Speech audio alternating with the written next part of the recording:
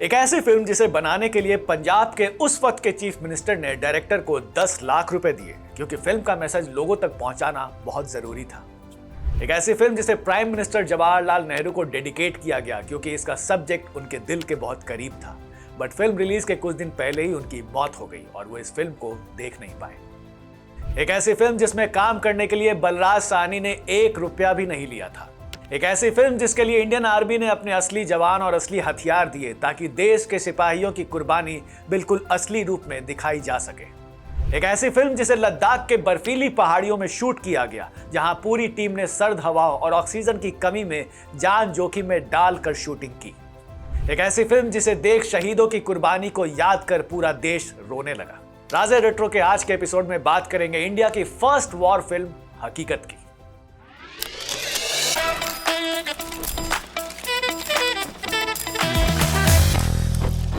15 अगस्त 1947 कई साल की गुलामी के बाद हिंदुस्तान ब्रिटिश रूल से आजाद होता है और फिर 1 अक्टूबर 1949 को पीपल्स रिपब्लिक ऑफ चाइना का फॉर्मेशन होता है।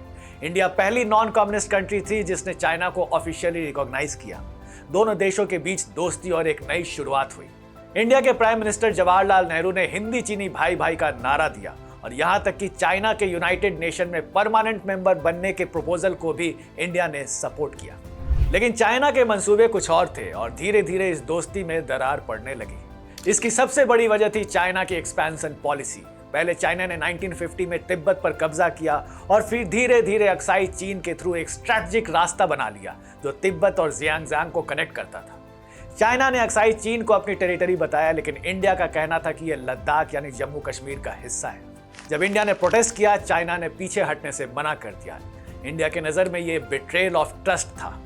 इसके बाद जवाहरलाल नेहरू ने फॉरवर्ड पॉलिसी अडॉप्ट की और इंडियन आर्मी ने डिस्प्यूटेड जोन्स में छोटी छोटी पोस्ट एस्टैब्लिश करना शुरू किया ताकि इंडिया अपने क्लेम को असर्ट कर सके। चाइना ने इसे प्रोवोकेशन के रूप में देखा और फिर 20 अक्टूबर 1962 को चाइना ने दोनों फ्रंट पर अचानक अटैक कर दिया। इंडिया की आर्मी पुअरली इक्विप्ड थी, हाई एल्टीट्यूड वॉरफेयर के लिए तैयार नहीं थी और पॉलिटिकली कंस्ट्रेंट थी।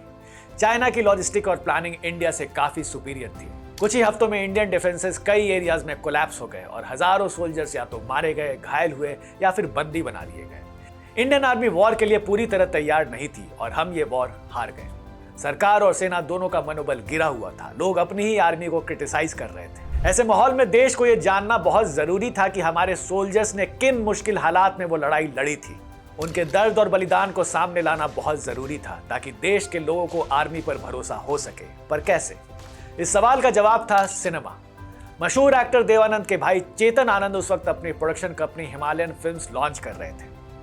उन्हें चाइना वॉर में जो कुछ भी हुआ उससे आइडिया आया कि एक ऐसी फिल्म बनाई जाए जो उन सोल्जर्स को ट्रिब्यूट दे सके जो इस वॉर में शामिल थे। और इस तरह हकीकत का आइडिया कंसीव हुआ जो बनी इंडिया की पहली full fledged war film. But यह फिल्म बनाना इतना आसान नहीं था। हारी हुई जंग पर फिल्म आखिर कौन ही देखने आएगा? क्या ऑडियंस ऐसी फिल्म एक्सेप्ट कर पाएगी जिसमें हमारे जवान जंग हारते दिख रहे हैं? और ये फिल्म बनेगी कैसे? शूटिंग लोकेशन क्या होगी? आर्मी के हथियार कहां से आएंगे? फिल्म को रियलिस्टिक वे में पोर्ट्रे करने के लिए बहुत सी चीजों की जरूरत थी, बट पैसे लगाने को कोई भी तैयार नहीं था। तब चेतन आनंद की वाइफ उमा आनंद की फ्रेंड ने चेतन को बताया कि पंजाब के चीफ मिनिस्टर प्रताप सिंह कैरो उनके अंकल हैं और अगर वो चाहे तो उनसे मदद मांग सकते हैं। चेतन आनंद को आइडिया पसंद आया और वो कैरो के ऑफिस पहुंच गए और उनसे फाइनेंशियल हेल्प मांगी। कैरो भी चाहते थे कि एक ऐसी फिल्म बनाई जाए जो वॉर में शहीद हुए पंजाब के सोल्जर्स की कहानी बताए। चेतन आनंद ने हकीकत की स्क्रिप्ट कैरो के सामने रख दी। कैरो इससे काफी इंप्रेस हुए। सीएम ने अपने फाइनेंशियल सेक्रेटरी को कहा कि वो चेतन आनंद को 10 लाख रुपए का चेक दे दे। ये बात भारत सरकार तक भी पहुंची और नेहरू जी की गवर्नमेंट ने फिल्म के बनने में हर तरह की मदद की। सरकार को भी लग रहा था कि जवानों के सैक्रिफाइस को लोगों तक पहुंचाना बहुत जरूरी है। बट चेतन का आइडिया सिर्फ वॉर दिखाना नहीं था, बल्कि एक वॉर का एक आम सोल्जर के ऊपर क्या इंपैक्ट होता है वो दिखाना था। सरकार ने फिल्म को बनाने में मदद जरूर की, बट चेतन आनंद ने फिल्म में सरकार की कमियों और poor handling of that situation को बिना किसी व्हाइट वॉशिंग के दिखाया और इसलिए इस फिल्म को एक रियलिस्टिक पोर्ट्रेल कहा जाता है।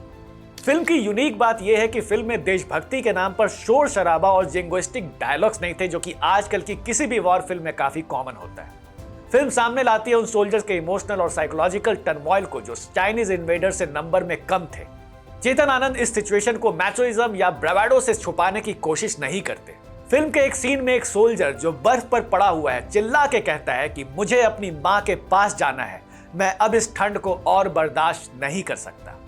फिल्म में लद्दाख की चिलिंग कंडीशन में मार्च कर रहे थके हुए सोल्जर्स की कंडीशन देखकर आपके दिल में सोल्जर्स के लिए रिस्पेक्ट और बढ़ जाएगी। एक सीन में जब सोल्जर्स थक कर अपने मेजर से पूछते हैं कि हमें और कितनी दूर चलना है, तो मेजर रंजीत कहते हैं मौत से जितनी दूर जाया जा सके उतनी दूर।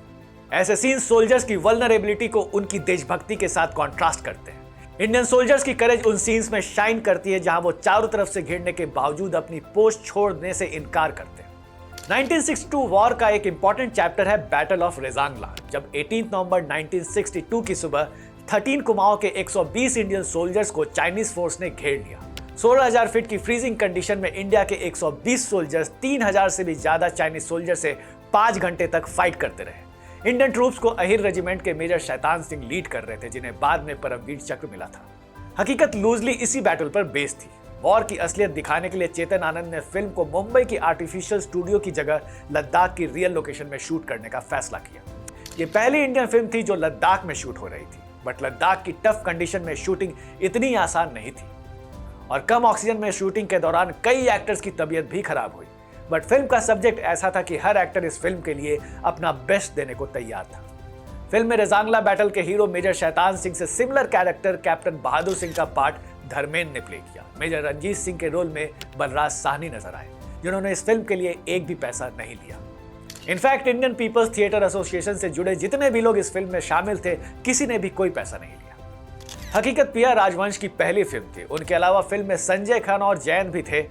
आपको जानकर हैरानी होगी कि शोले के सांबा यानी मैक मोहन भी इस फिल्म में एक इंपॉर्टेंट रोल में दिखे। उनके अलावा एक्टर सुधीर, जो अक्सर फिल्मों में विलेनियस रोल में नजर आते हैं, वो भी सोल्जर राम सिंह के रोल में नजर आए। सुधीर पर पिक्चराइज किया मोहम्मद रफी का वो सॉन्ग मैं ये सोच कर उसके दर से चला था इस फिल्म का one of the major highlights. Haqeeqat का म्यूजिक उसकी सबसे बड़ी खूबियों में से एक है। मदन मोहन का म्यूजिक और कैफी आजमी का लिरिक्स फिल्म के इमोशनल और पैट्रियोटिक कोर को खूबसूरती से कॉम्प्लीमेंट करते हैं। कर चले हम फिदा जानो तन साथियों, अब तुम्हारे हवाले वतन साथियों, इस गाने को मोहम्मद रफी ने गाया, जो सैक्रिफाइस का एंथम बन गया। फिल्म खत्म होने के बाद भी ये सॉन्ग आपके दिमाग में घूमता रहता है। आज भी ये हॉन्टिंग मेलोडी इंडिपेंडेंस डे और रिपब्लिक डे के प्रोग्राम्स में स्कूल में बजती है। होके मजबूर मुझे उसने बुलाया होगा, जो मोहम्मद रफी, तलत महमूद, भूपिंदर सिंह और मन्ना डे ने गाया, वो भी सिमिलर इमोशंस जगाता है। इस म्यूजिक की ब्रिलियंस इसी में है कि यह फिल्म के इमोशनल वेट को और ऊपर उठाता है। इन सॉन्ग्स का पिक्चराइजेशन ऑडियंस को वॉर की फ्यूटिलिटी महसूस कराता है। चेतन आनंद ने एक बार सत्यजीत रे से कहा था कि एक वॉर फिल्म एक मोज़ैक है जिसमें जिंदगी, प्यार, नफरत और मौत सब शामिल होते हैं। एक हारी हुई वॉर को रिविजिट करना किसी पर्सनल ग्रीफ को याद करने जैसा होता है। उसकी ह्यूमिलिएशन आपको हमेशा हॉन्ट करती है। चेतन आनंद के लिए ये करेज की बात थी कि उन्होंने 1962 के साइनो इंडियन वॉर में इंडिया की हार पर एक फिल्म बनाई, वो भी ऐसे टाइम में जब वॉर के घाव अब भी ताजा थे। फिल्म को लोगों ने पसंद किया और इस फिल्म को नेशनल अवार्ड भी मिला। वैसे बैटल ऑफ रेजांगला को एक बार फिर से स्क्रीन पर लेकर आ रहे हैं फरहान अख्तर अपनी अपकमिंग फिल्म 120 बहादुर में। वीएफएक्स के इस दौर में फरहान भी वैसा इमोशन क्रिएट कर पाते हैं या नहीं, ये देखना होगा।